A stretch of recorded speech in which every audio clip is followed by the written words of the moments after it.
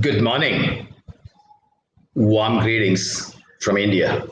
Good afternoon, good evening from whichever part of the world that you belong to at this point in time.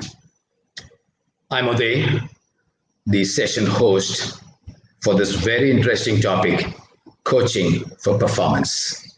I welcome all the delegates from all over the world on behalf of ICF India Conclave organizing team. And it's my proud privilege and honor to have two great speakers from the sporting field. This topic is a very invigorating one to see the least. Coaching and sport have a long association with increased focus on mental aspects of coaching taking center stage in recent times. The world's leading athletes and sportspersons use coaches to help achieve their best results. Time and again, we hear that mental toughness rather than innate physical prowess or skill differentiates the best in the world in any sport. What does it take to achieve world-class performance? And how can coaching help unleash possibilities of maximizing potential? What are the salient aspects to be mindful in coaching relationships for coaches to establish rapport, care, belief, support, and trust in players to bring out their best? What are traits or lack of it for coaches to pay extra attention when the players go through roughs and peaks respectively? What are the special tactics and strategies which work well to imbibe consistency of success factors? And how do coaches instill value-based approach in the games and enable players to experience and depict sportsman spirit to live the dream beyond merely playing the games? We are here to listen to our celebrity sports coaches and analysts as they share insights on how coaching helped them achieve the pinnacle in their own careers and how they're now paying it forward to the current and the next generation of super achievers. I'm in the midst of two great speakers in the sporting field. I have the proud privilege and honor to introduce the first speaker for the day in this Power Talk. It is Aparna Popat. She is the director of academies, Badminton Gurukul. She's a commerce graduate, Mumbai University, and holds MBA from Sikkim Manipal University. She is 2 times Olympian and also associated with commentary and TEDx speaking, as well as a great reputed and sought after analyst. She's a commerce graduate from Mumbai University and holds MBA from Sikkim Manipal University. As said, her significant achievements include 2-time Olympian 2000 and 2004, 4 medals at Commonwealth Games, including a silver in 1998, first Indian to win a silver medal at the World Junior Championships in 1996, held the highest world ranking, number 16. At the National Championship, she won 16 titles in 17 years, including 9 consecutive senior national titles, equaling Padma Shri Prakash Padikone's national record. She retired as India's #1 player, remained undefeated at the National Championship. She was very deservingly conferred the Arjuna Award in 2005. She was one of the 17 participants selected from around the world and the only Indian to be selected for the Global Sports Mentoring Program in 2012, an initiative by the US Department of State, promoted by none other than Hillary Clinton, former US Secretary of State, and ESPN. This prestigious program was aimed at empowering women and girls through sport. Today, she gives back to Indian sport and society through coaching and mentoring, TV commentator, and sports analyst. She's a TEDx speaker, member of various government committees, and previously served as the executive director of Olympians Association of India. Well, I have goosebumps in introducing you, Aparna. It's a great, pristine, and special moment for me and the delegates in the conference to have you here, be with us, and contribute to their empowerment and learning takeaways. Over to you, Aparna.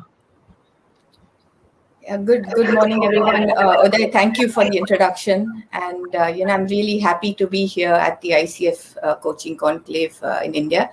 And I think, today's topic, coaching for performance, is a very vast one. So I have picked out something that I find really interesting to speak about, and I hope that you will find it interesting as well.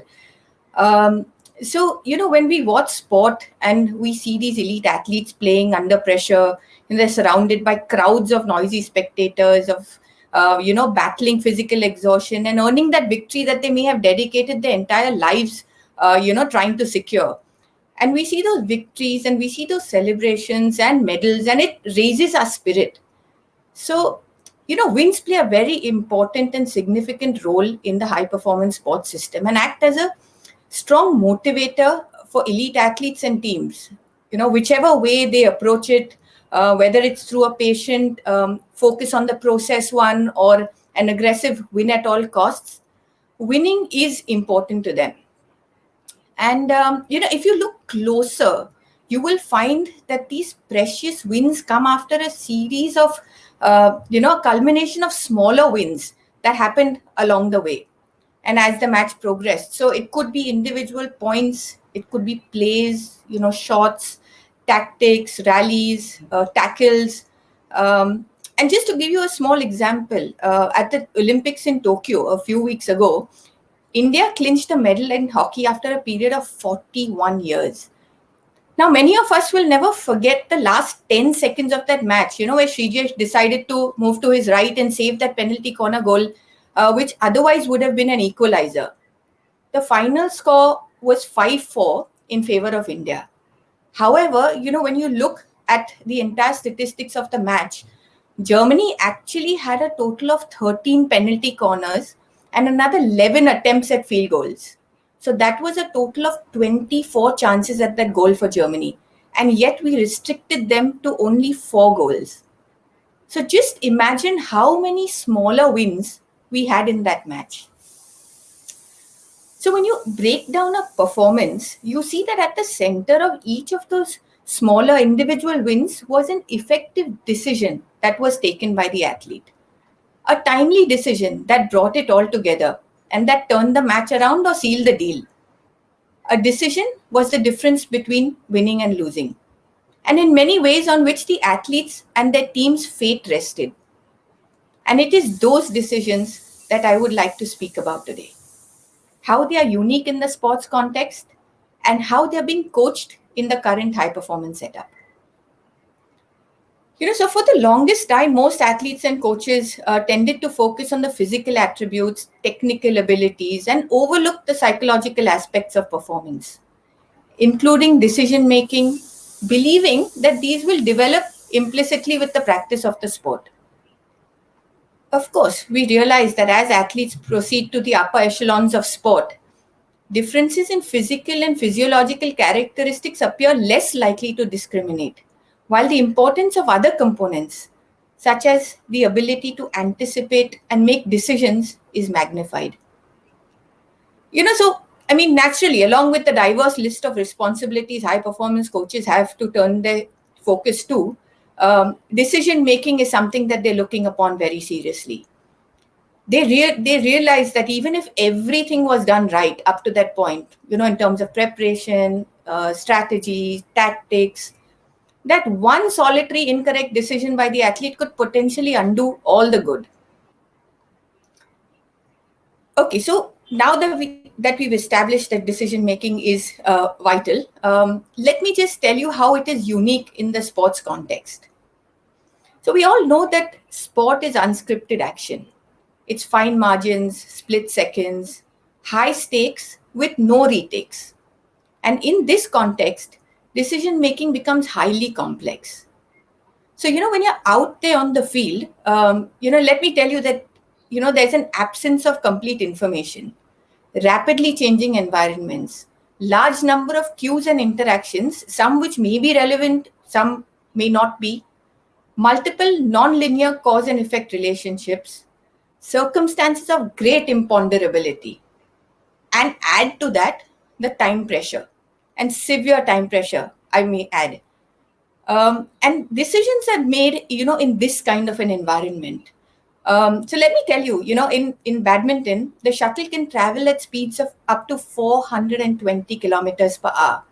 The approximate reaction time, 0.2 to 0.3 seconds. A volleyball serve is heading your way at 120 kilometers per hour, and you only have 0.21 seconds to respond.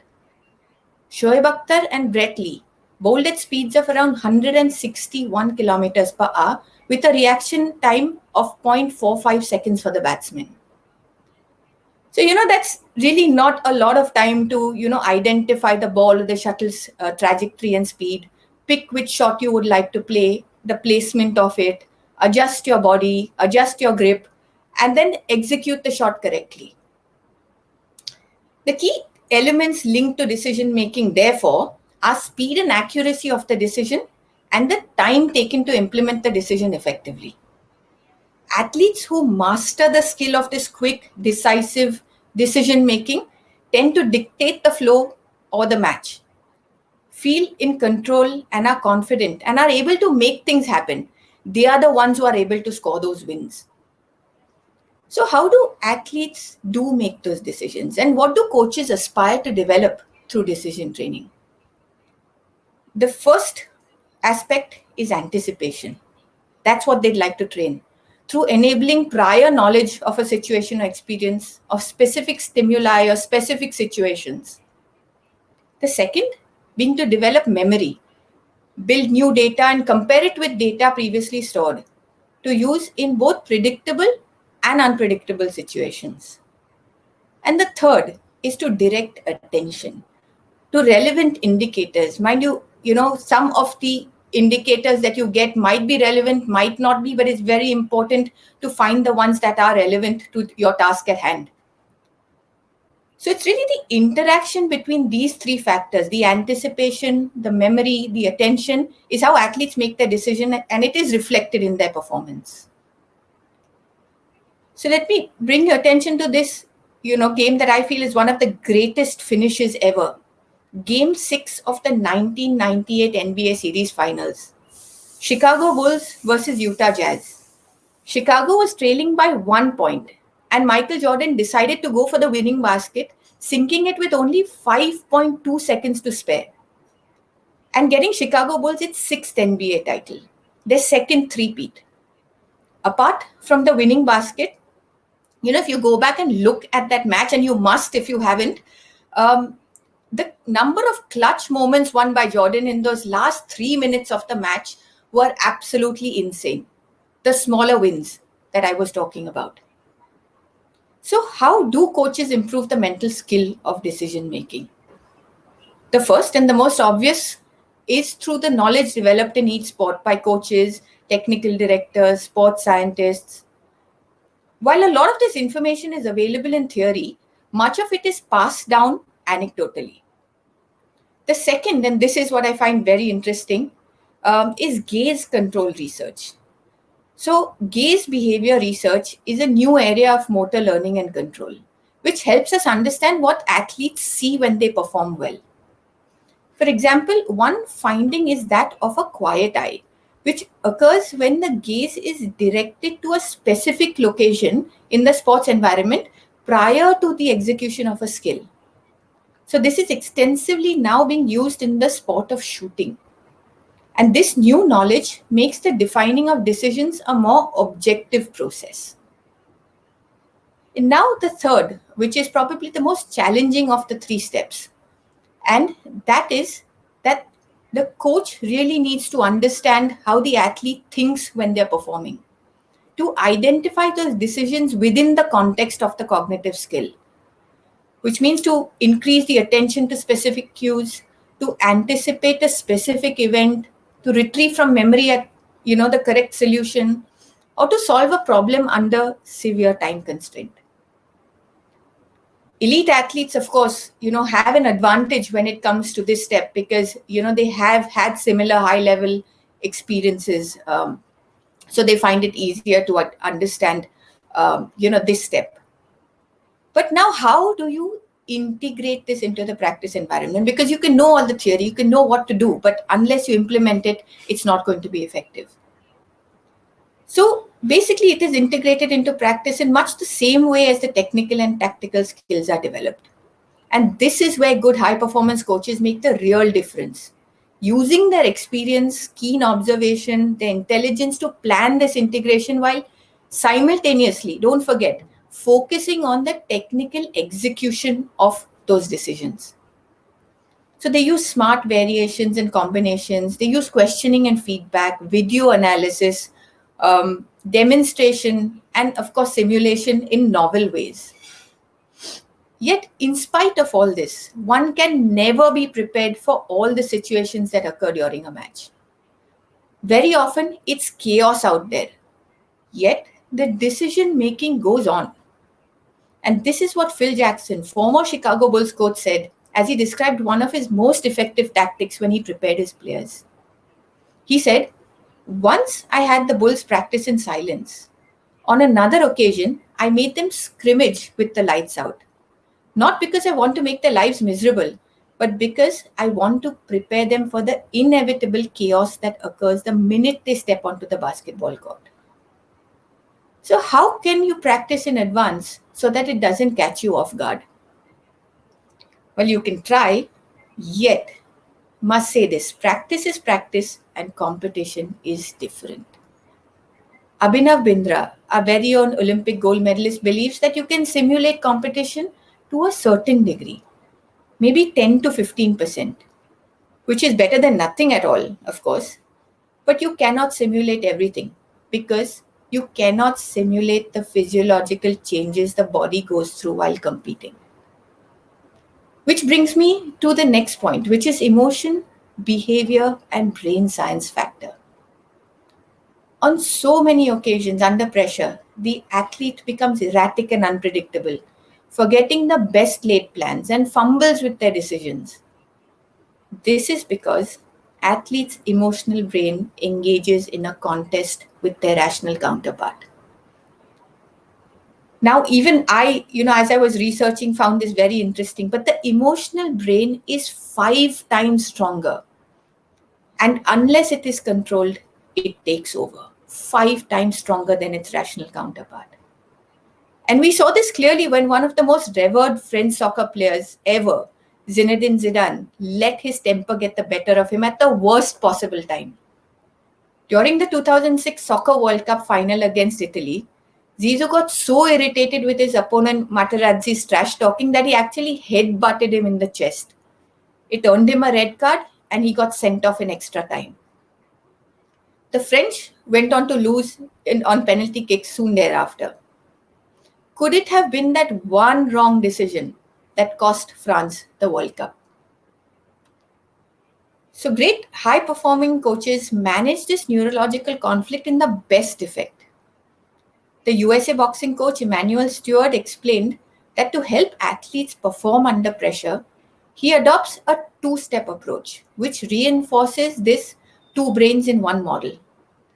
He said to engage, you have to contain and then explain. It doesn't work in any other order, he said.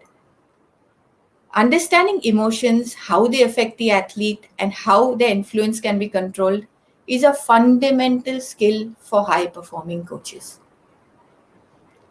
So just to give you an example from my own career, I'd like to share this one instance with you. So I had won 8 consecutive senior national championships and was in line to create a national record by winning my 9th title, which would have got me to equal the record of the legendary Prakash Padukone. It wasn't an ordinary tournament for me, not for the potential of the record per se, but because I had a wrist injury and was able to play only 70% of my game with a restriction on so many of my strokes. So in the final, I was up against a young opponent in Saina Nehwal. And at this one crucial point in the first game, I got this chance for a kill at the net. So it was about 5 inches above the net where I found the shuttle. And normally it would have been an easy put away and an end to the rally. But I couldn't hit that shot due to my wrist. And right through the tournament, I was allowing such chances to pass me by playing a soft shot and letting the rally continue, for the fear that, I don't hurt my wrist. So at that moment, I realized that my opponent had observed that. She moved into the net ready for that soft return. But at this crucial stage, I had to do something special and something different. I had to take that all-important decision. And that's when I decided to play a sharp stroke into her body, that, sort of caught her by surprise. The execution was spot on, even though it was the first time that I had played that stroke in the last 6 months or so since my injury. It was after that rally that she lost her rhythm. I won the match conclusively and set the national record of 9 consecutive national titles and was greeted by a standing ovation from the crowd. So it was that one decision of playing that one stroke in that one rally that assumed such importance. It helped complete my performance and my career on a high. And that was the last national championships I participated in. And I retired at the top of my game as the number 1 player in India. So to conclude, let me say this. Decision making is a part of pretty much everything we do in life. We are free to make those decisions, and each decision has consequences. Just that in sport and in high performance sport, those decisions happen more frequently. High stakes, in split seconds, under severe time pressure, and they're judged publicly. And the consequences are often a clear win or lose, with no second chances. Thank you so much.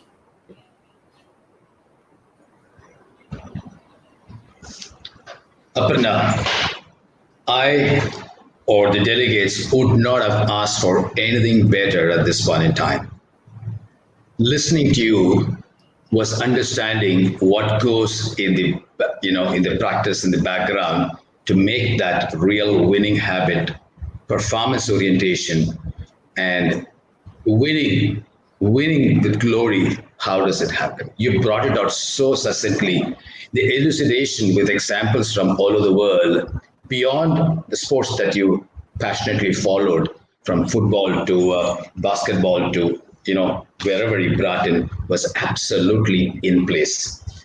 I really like the way you harped and emphasized the importance of decision making in the context of pressure, in the context of environment, and it's about the winning moment, which is so crucially prepared. I like the way you brought up Abhinav Bindra's perspective about it's not just about the practice, but finally what happens in the game that matters. And none could have really envisioned the way you brought out that how you went about the last match with Saina Nehwal. You went on a winning note, and how what mattered was deep-seated focus and absolute excellence, and the way you brought in yourself with all the presence. To me, the way I connect with coaching is also about how do we as coaches engage so very mindfully, so very presentfully in the process with the coaches or the clients whom we work with. More importantly, you also brought out some very final elements, what makes or breaks that winning proposition. And it was so classical, so experiential, so much convincing because you play the game at the highest level. And I'm revered in admiring you and bringing these insights so powerful, so neatly, and so aptly into the session. Coaching for performance really is also an arena where we as coaches, whether we are in wellness coaching, leadership coaching, or whatever form of coaching arena we belong to or perform, these are nuggets that I would savor, and I'm sure on behalf of the audience, they would savor for a lifetime. Thank you very, very gratefully, Aparna, for bringing these perspectives. We would love to hear you a little more when we respond to the question and question segment, Q&A segment a little later in the session after Neha completes. So thank you very much once again for being what you were today with us. Thank you. Yeah, most welcome. I have the distinction and pleasure in announcing and introducing Nihar Amin. He's currently the head coach and managing director of Dolphin Aquatics based in Bangalore in India.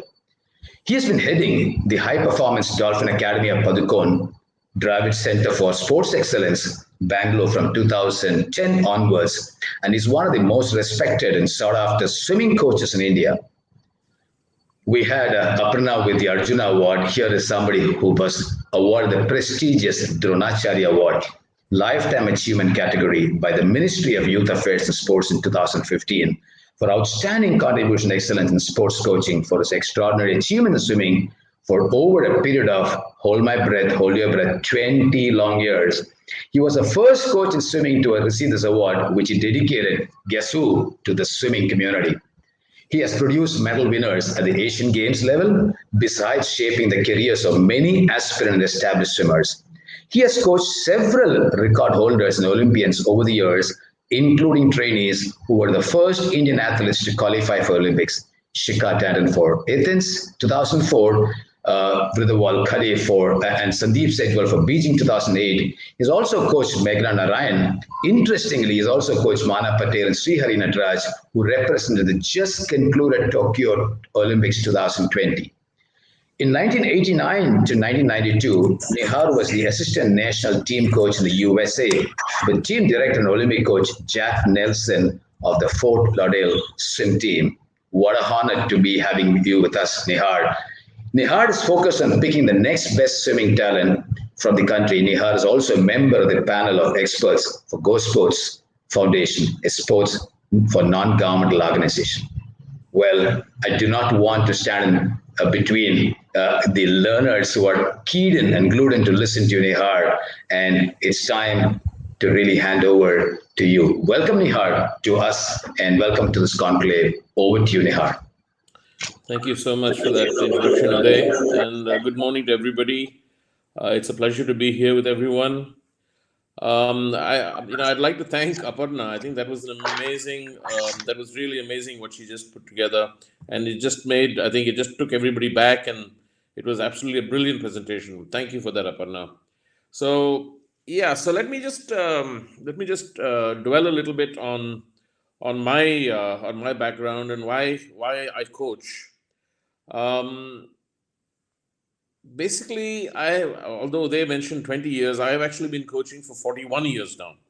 And I started coaching in 1980.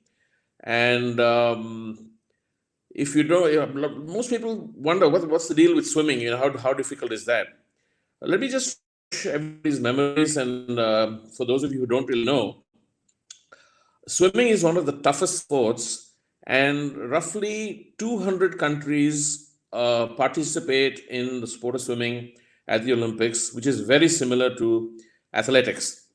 And these two sports are really the mother sports they with the highest amount of medals available at in the international arena, both athletics and swimming. Having said that, for India to perform on the world stage, it is extremely difficult having to compete with over 200 countries. And even at the Asian level, you have giants like China and Japan. And in the sport of swimming, only two athletes are allowed to participate from every country. So if you look at two people from China and two people from Japan and maybe two people from Korea, for us even to get into the top 8 is very, very challenging. Now, these are countries that have multi-million-dollar budgets. And quite frankly, funding for Indian sport other than cricket and a couple of other sports like tennis has been quite, in the past has been quite a challenge. So for us to actually even break through, this is what really stimulated me into thinking and getting started with this whole thing. So I literally dedicated my life to this process, and I was actually able to break through that glass ceiling, because the last previous medal that was won in swimming was 1986 by Khajan Singh at the Asian Games.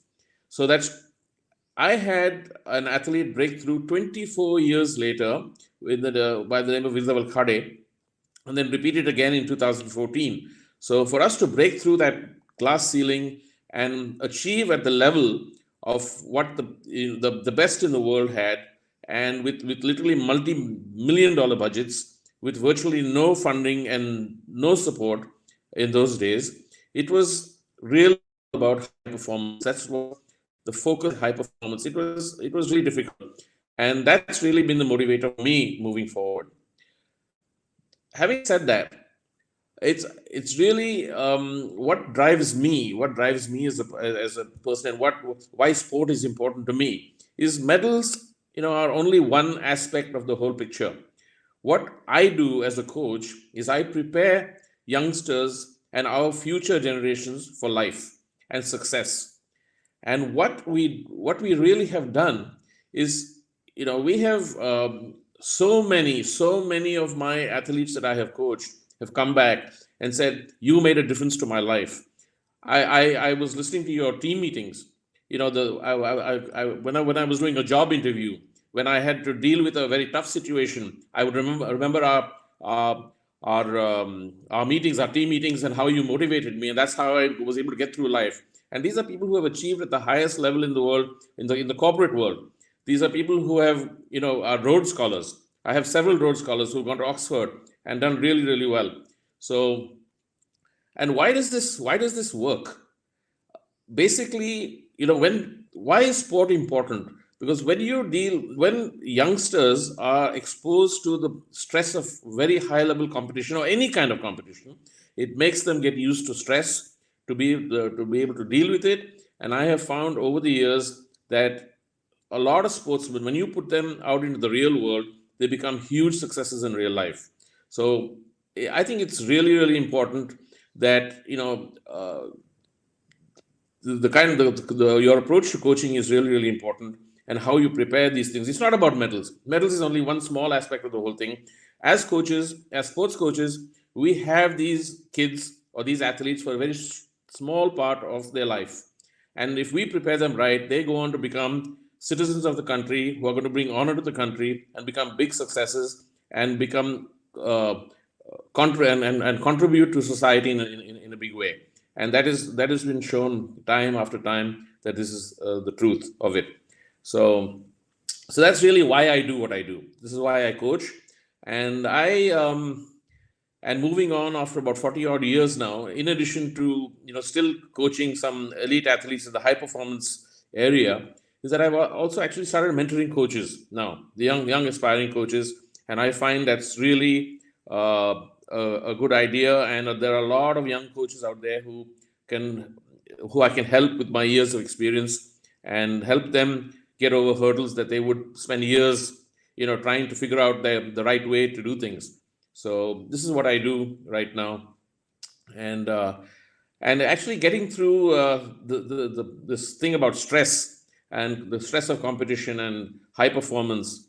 There's a lot of things that you need to, some ground rules that you need to lay down, and that is, I firmly believe, is the importance of why.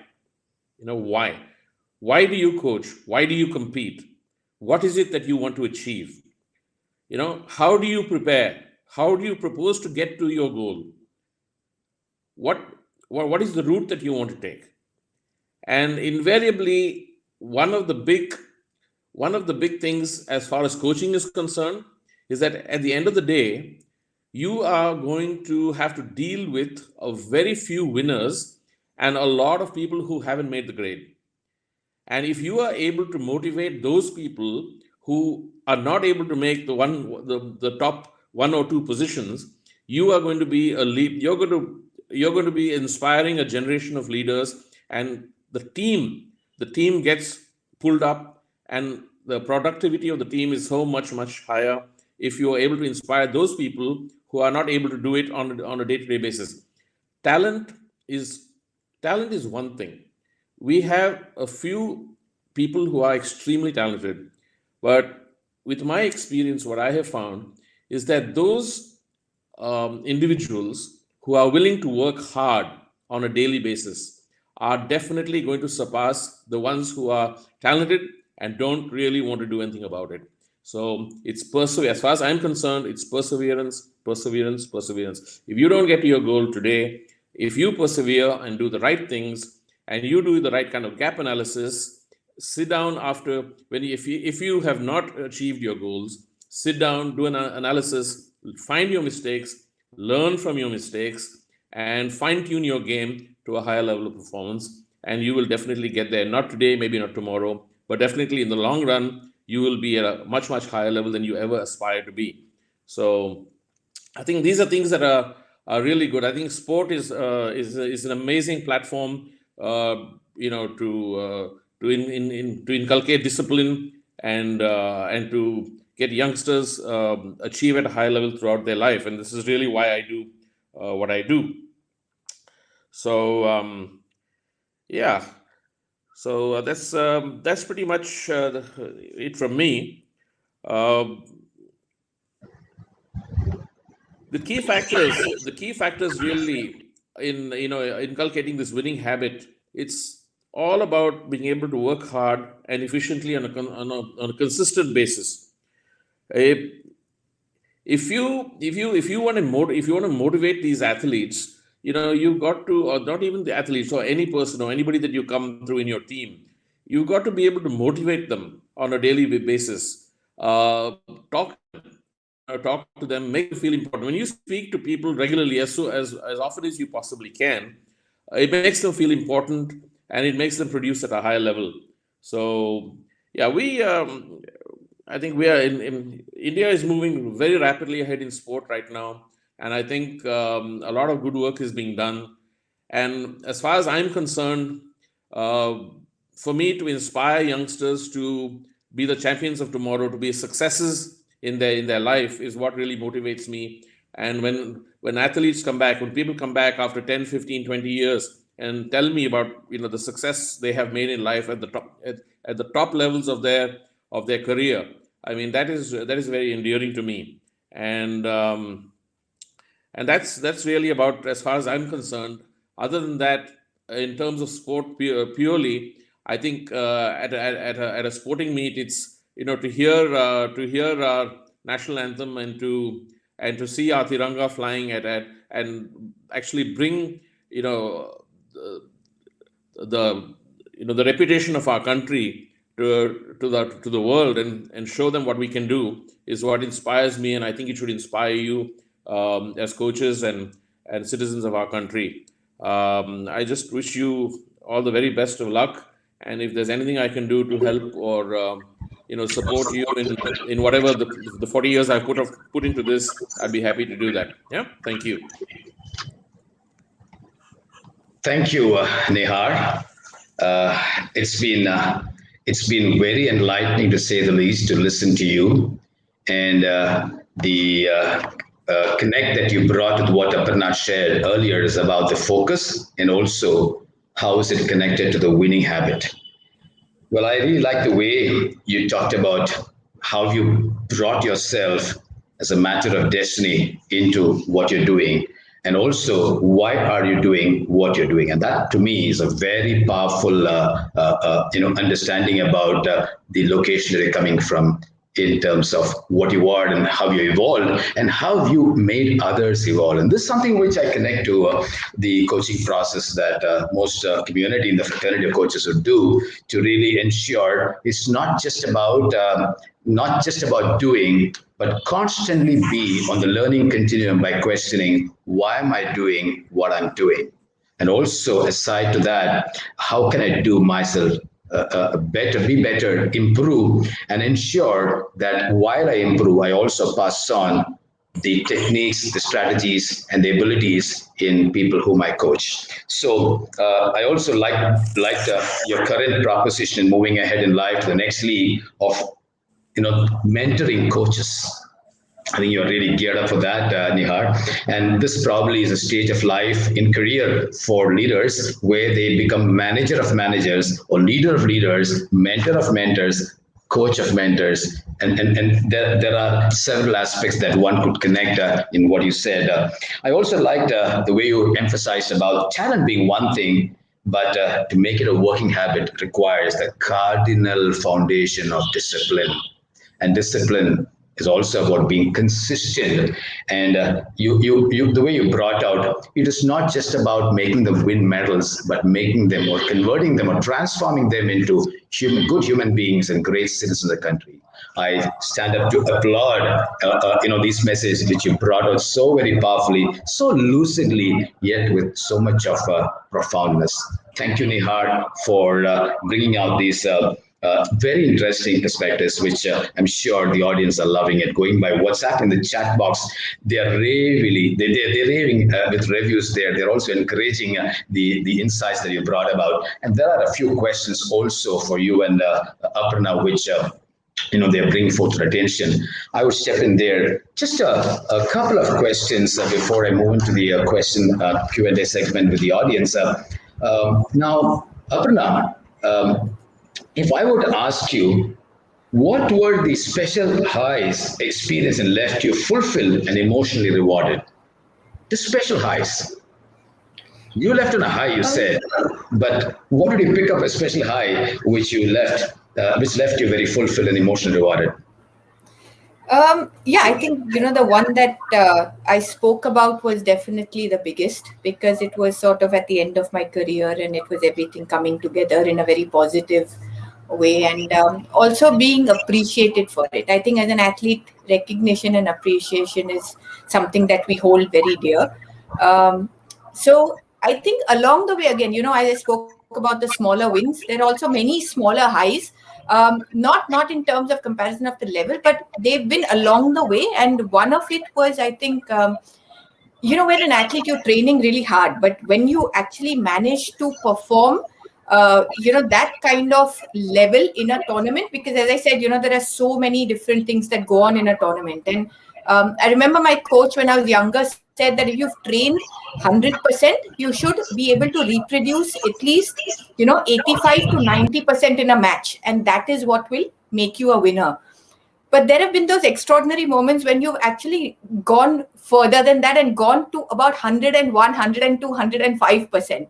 And you've surprised yourself. I think those highs, were the most rewarding for me. And that happened at the World Junior Championships. We went there, India had never performed really well at the World Juniors before that. So we were expecting to win 1 or 2 rounds. And it so happened that I reached the finals of the World Junior Championships, beat the world number 1 in the semis, and then got to the finals, which was completely unexpected for everyone, including myself. But I think that was very rewarding because, again, as I said, you put in that much practice, the input is X amount, the output is X plus plus plus. That is the most rewarding sort of feeling that you can get if you're a sports person, and that happened for me. I like the way you concluded saying that XX, a 2X Olympian speaking with conviction and from the heart. Thank you, Aparna. Well, over to you, Nihar. I have one question for you. You've been saying about, how you trained swimmers, and when they get back after months or years and talk about how they fared in life, I'm sure it's an aha moment, for you, or several aha moments you enjoyed. And I can connect that to having been a trainer and now a coach, where people call back or send a message or get to share about what they did very well and how they remembered me. And similarly, I'm sure the audience here also would remember such instances where there was leaders or coaches or mentors got such feedback. But I have something which I want to connect and ask you a little differently. Being frank and candid, what did you do to overcome any professional failure as a coach? Successes is one which we feel good, happy, euphoric about. But what did you do to really overcome any failure as a coach? Well, I had to actually do exactly what I teach my students to do. And that's just to analyze exactly what went wrong and how I could do things better and what mistakes I might have made. And there have been many times that you don't get the desired result.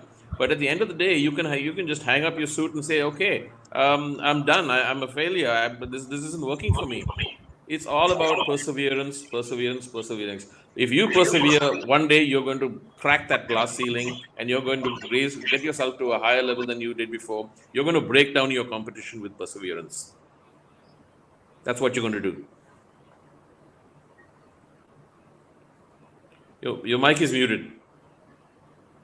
Thank you, Nihal. So how does it connect to the mental health aspect, which so much is talking about, not just in sporting arena, but also in industry, in corporate world, in the society today?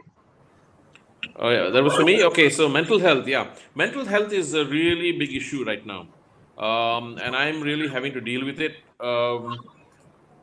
It really depends on how you coach these athletes to deal with stress, and if you put it in the right perspective, if you're able to, and if they're able to understand exactly how to deal with stress, they'll get ahead. But if stress breaks them down, you're going to repeated failure, not reaching their goals, the stress of their competitors performing at a much higher level.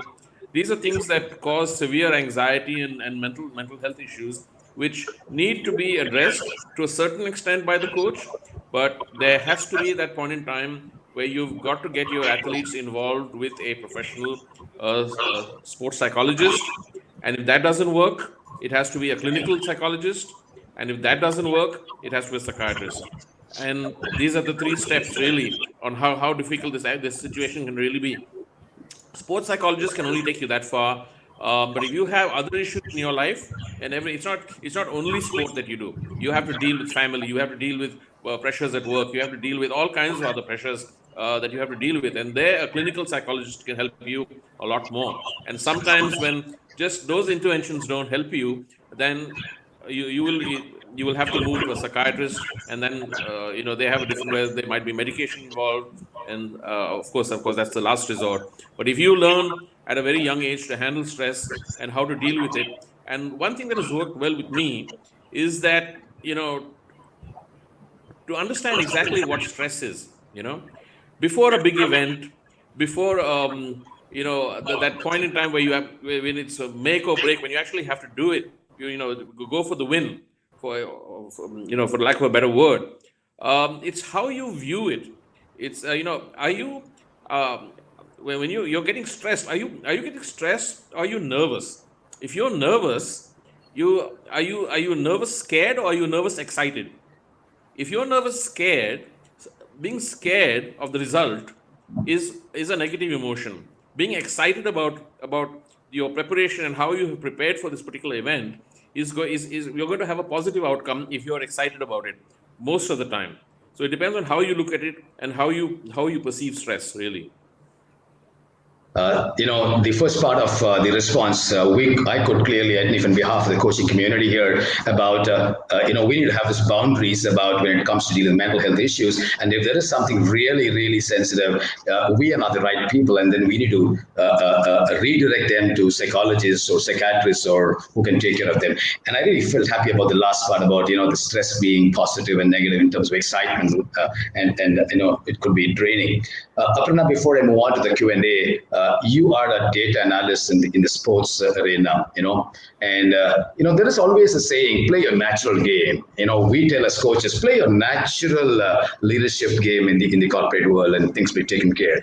So on one side we say that, and there is also data coming up saying that this is something which we want to give us feedback based on the analysis. And how does one help the person who is coached to ensure it doesn't disturb his or her natural rhythm? At the same time, this becomes helpful or enabling. Over to you, Aparna.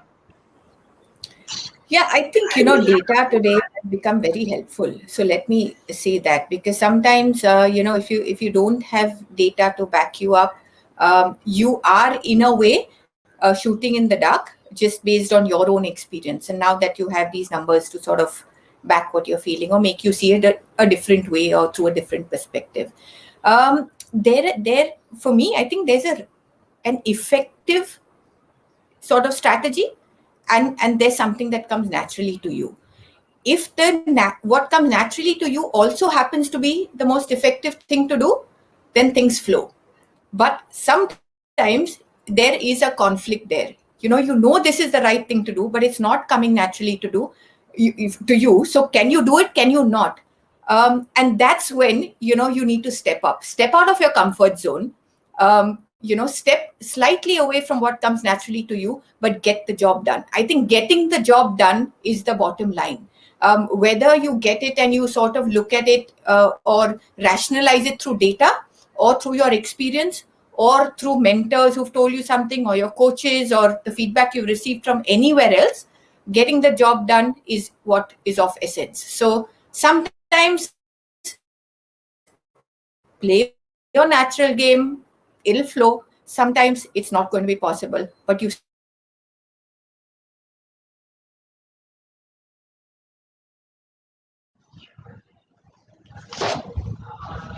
So she's temporarily lost the connection, and it was a beautiful sense of balance she was bringing in. How data can help the naturalness in the player, and naturalness can be helpful for the data-related amendments or improvisations. Nihar, would you be able to take this question from one of the members in the audience? How do you coach through failures and build back confidence? This has been asked by Shobha Simon here. Repeat that, please. How do you coach through failures and build back confidence? Yeah. As far as I'm concerned, there's no such thing as failure. This whole entire thing is a process. And if you have not reached your goal, that's all that has really happened. You have not reached your goal. Whatever you desire to do, you've fallen a little short of it. And if you've fallen short of it, you need to go back to the drawing board and you need to figure out what it is that you can do better. You need to, and that's really all it's about. The previous point of data is also driving sport in a big way.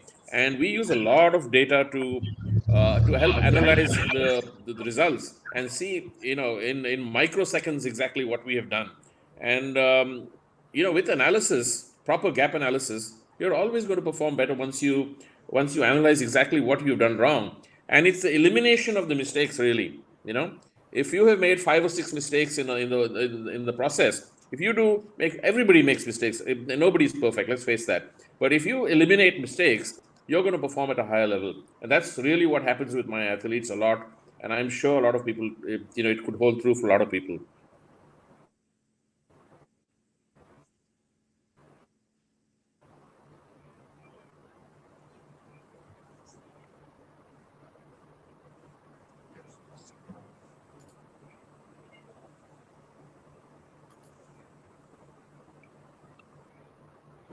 Aparna, will that question be, getting a response from you? How do you coach for failures when it comes to the reality of doing that, and how do you build back confidence? So was that for you? You were muted just now. I didn't hear the whole thing. Could you repeat, please? Yeah, so I was just asking the same question to Aparna about how do you build back confidence? Yeah. Go ahead.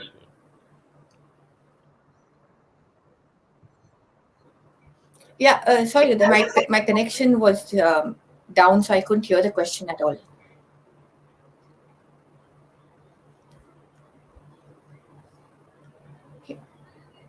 You're on mute.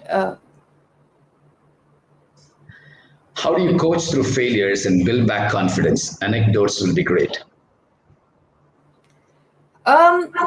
It's a tricky situation. But the perspective, at least that I took, let me say this, is that you either win or you learn. There's no such thing as failure, because in sport, I think, you speak from the biggest names. I think they failed more than they've won. And it's those failures that sort of, build that anticipation and that memory and that attention that I spoke about in my talk. So failures are very, very essential, because if you don't have that, you're not going to be smart enough at the time, when it counts. So just to give you an anecdote, I think there was this one instance when I was maybe 14 and I was playing a tournament which was under 18. At that point, it was an under 18, and I was playing the national champion of the under 18 category at the Bombay Gymkhana in the first game. And my opponent, she served the shuttle, and I judged it at the baseline, and that shuttle fell in. And obviously she got the point. But then what happened is that she got her rhythm back, and then she beat me in that first game and she beat me in the second game, and I lost.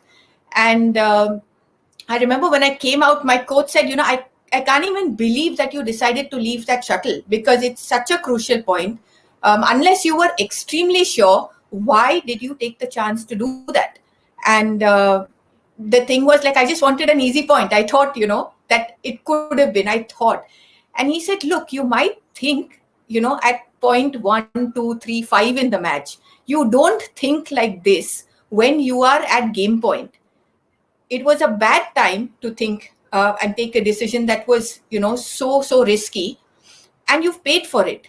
And kid you not, after that one experience, for the rest of my career, at game point, unless I saw the shuttle was like, yay, that much out, I was not about to leave it. So, and judge it. So I think these small things that you collect along the way, come very, very handy right through your career. And mind you, this happened when I was 14, but I remembered it, till I was 25 and further. As Niyar was saying, there are some things that you teach an athlete, at a team meeting, or you've said, it sticks with them for life. And these are the small things. It was a failure. I could have won that match. I possibly could. It was a big upset, headlines at stake and all that. But not to happen because of that one decision. But it, in the larger scheme of things, I think beneficial. Uday, I'd like to just add one thing about this coaching through failures that I might not have mentioned. I think a really important thing when an athlete or a person does not perform is that the coach has to really step in and give a lot of emotional ballast at that time, because failure or perceived failure or a lack of reaching your goal, which I prefer calling it, is a time when the emotions run very, very high, and with the coach as much as the athlete. And if you are there for your athlete, if you are there for the person that you coach, constantly in touch and showing them that you actually care about them, it really improves the whole process and hastens the whole thing. At the end of the day, as far as coaching is concerned, this is a tip that I got early in life and has stayed with me, is that people don't really care how much you know. They care about how much you care. Yeah. That's what makes a difference to them. If they know that you care about them, that is what makes the difference. I mean, you could have the biggest degrees from the biggest universities in the world, but if you are aloof from them and away from them when they're hurting emotionally, that's what's going to make the difference, the big difference as a coach. Good. I really like the way you flowed in this, the caring and more importance to be given that rather than just the knowledge and the expertise. Here's a rapid fire for both of you. One of the questions from Punit is that, considering that we have limited time to go beyond from this point on to close session, what all goes into the process of goal setting in sports? How do you ensure athlete-centric approach in goal setting? A brief response from both of you. Yeah. So basically, I work with my athletes a lot, and we divide it into two. That is short-term goals and long-term goals. So we do steps like every 2 weeks. Every 2 weeks, I expect a certain improvement in performance, or certain fine-tuning in performance. And for me, short-term goals are really more important than the long-term goals. Provided we are on track for our short-term goals, it almost virtually guarantees that I'm going to be pretty close to my long-term goals. So I don't want the goal to be, too out of reach or too dramatic.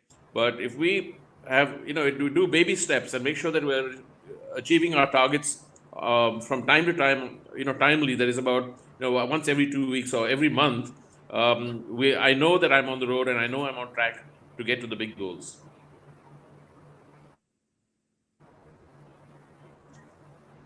Aparna, a quick response to this. Yeah, I think one of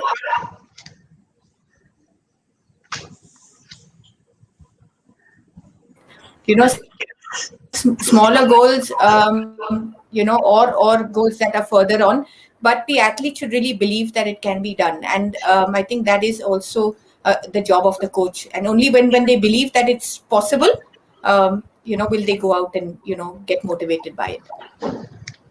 Thank you so much. I am sure the delegates out here would love to listen to both of you more and more. Maybe I wish they stay connected with you and you would be receptive to that. What I found, one of the questions I want to ask you both was, which I did not because of time factor, who are your role models? But listening to you, I realized you are role models, not just in the sporting community, for the citizens of India, and for the coaches in this community of delegates, as well as leaders in this community of delegates. Well, you are real role models. What you exemplified is what you have walked the talk so far in life. And I really wish you both all the very best to continue to do so, and enlighten as well as encourage and motivate the best talents in the country to be discovered, and not just discovered, but also channelized.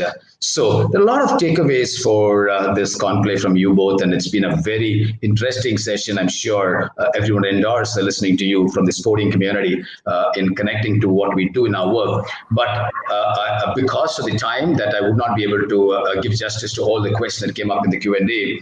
And what came up very, very strongly listening to you is that the passion, the commitment, the focus, and the discipline, and the energy that you have brought in, not just session, but it all points to what you've been doing in life so far, both while playing as well as while coaching, as well as doing what you do in commentary or analyst roles. But what's more important is this has been very contagious, and I want to articulate that. It's been very contagious to me, a very infectious energy that you brought in, and I'm sure these takeaways are qualitative and enduring for all of us to remember, recall, and bring it into a coaching practice or leadership practice. I thank you both for investing time, not just today, but also with me in the previous rounds to talk about this session and design the session, as well as being here away from your regular, normal other work priorities and personal priorities. We are very grateful to both of you for being here with us today. And I thank all the audience who have tuned into this session on behalf of ICF India Conclave. And you've been the real support sources for us to continue this learning momentum in this conclave.